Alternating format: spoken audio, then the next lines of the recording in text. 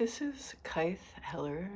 I'm going to read a poem by my beloved friend, Fanny Howe, The Monk and Her Seaside Dreams.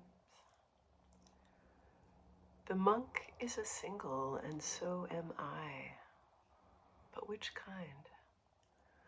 All of them, from young to wild, and the boyish one, mine, cared for the weak, until there was no one to care for him, besides an old woman who lived as a she. I became a penitent sequentially, first in sandals, then in boots, then with a hood and bare feet. Now night-bound, now nude, then old. Another brother and I took a train with a view of mountains floating in water out of Limerick Junction to Houston Station, where Wittgenstein tried to discover emotion. He hit a horizon. Philosophy should only be written as poetry. In a Sabbath atmosphere, you could stand still and look backwards, for time has ceased its labors and no cattle tremble. You can contemplate the peripheries, and for a flash see the future as a field in a semicircle. Everything is even on the Sabbath, the died and the living. Each person or place wants you as much as you want another. Towards a just and invisible image behind each word and its place in a sentence, we must have been sailing. Scarcely defended, best when lost from wanting perfect sense, but still recognizable. Be like grass, the phantom told us. Lie flat, spring up. Our veils were scrolls you couldn't walk into, but only mark the folds. I've lost my child at the bend where we parted. We will never come back to that hour. Let me write about the place again, the path so sandy and the tablecloth blowing in a wind from Newfoundland. It was here it began. She left her bouillabaisse untouched and headed out to the train. Sort of soft gold at sunset. Turrets and sandals were hard to identify, so many copies. Let me concentrate on ancestral faces, and I will recognize hers before my powers fail and our DNA has been smeared on cups and cigarettes, bottles and gloves, bowls and spoons, and replicated, sucked or kissed into the lips of strangers. I have to pass through the estuary to investigate breakdown as a trail of nerve endings at the beginning of everything. Scrapes like threads seeking holes. It's a strange textile that serves as a road map. This one did. Its blue led to the edge. Where could a fabric begin and end except as a running woman who sews and passes it along? So I ran with it in my hands. A kind of Eucharist. No break in its material from the first day on earth to the Sabbath where all are equal and the cows covered in sackcloth. Where has my mind gone? The bloody thieves are very quick.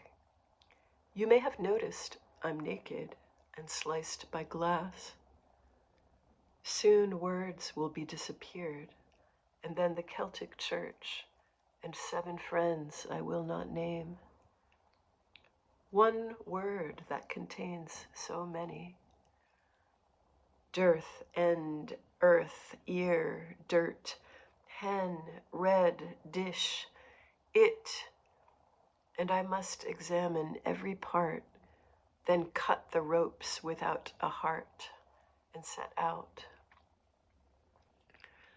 The slide downhill on my back to a ledge, and the sea out there and a city to the left of the mud. The place they call an area, preparing for an earthquake.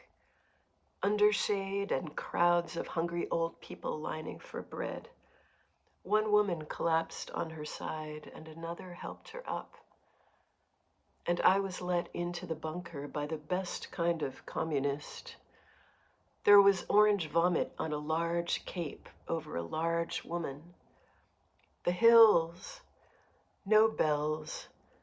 I went down for what reason? Not to enter a cell. Luckily, no one was white. We discovered we were in a loft space from the olden days that I indicated pleased me because I couldn't get my body out no matter what.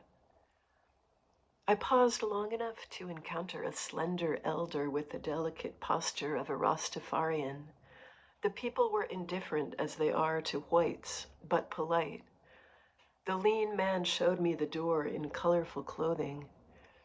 But there was a huge blast from the building beside us, and we ran up rickety stairs to look at what was now a structure speared with broken glass and stone.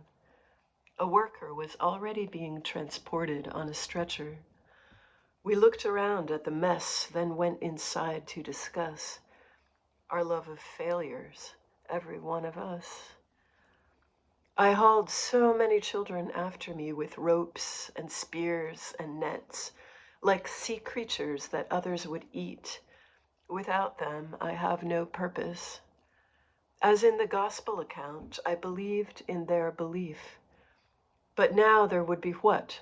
For he, the little one, was kneeling and saying, "You must run." The lover I still loved stayed near the door, so I raced off. You stood when the police came, seeking coherence in everything. The total machine of retribution presses on, regardless of a prayer or what a person did. This is incredible. We're breaking up. A Trappist led me around as one of him to a ship heading for a country where they edit the best films. There was a city on deck, residential with pleasing evening trees, and then a downtown area until we couldn't tell the suns from the portholes on board. The ship would transport us to a staging dock in Iona. I would lose my luggage from the 20th century, though its particles and buckles were forged in eternity, and make my private vows to the Creator in every theater we entered. Together we traveled in a boat as it filled with night water from the bottom up. By night water, one means fear, so the refilling is adding a sting to the salt. Living naked still leaves you covered by a surface of wood, feathers, fur, or skin. Bearskin, blueskin, a muff of lambskin over the ears where the thief can get in. It's lucky the mind freezes before the heart. Back there is the string of mountains your uncles painted and you lost. Out there is the clotted cream on a raspberry tart that he couldn't finish. There is the goose and the blackbird, the brindled donkey and the trap. They stand on the thin black thread of your lineage. Your scissors are split, your fiddle is cracked, its strings are thin and your mouth is dry, your clothes American. No more rush of notes as if a window is open inside. Only if you are insane or asleep, and the gods and animals pound their way in on a divine night wind.